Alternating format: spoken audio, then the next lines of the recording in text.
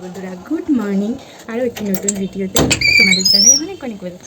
জীবনটা ফুলের মতোই পবিত্র, আর সেই জীবনে মিথ্যে বদনাম অপমান লাগিয়ে জীবনটা নষ্ট করতে আমি চাই না। টাইম ফুল তো কথাটা কেন বললাম, আসলে কিছু কিছু মানুষের দুর্ব্যবহার আর তাদের বাজে মন্তব্যের কারণেই হয়তো পৃথিবীতে আজকে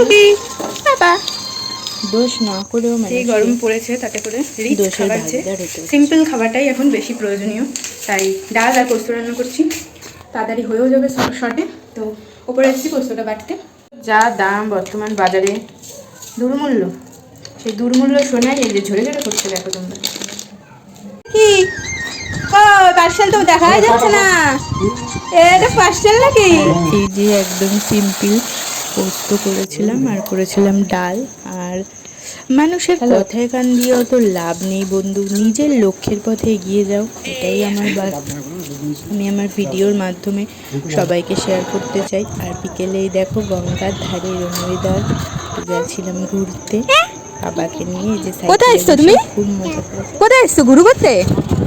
ঘুরু করতে এসছো? কি দেখছো? পাখি? পাখি কই পাখি?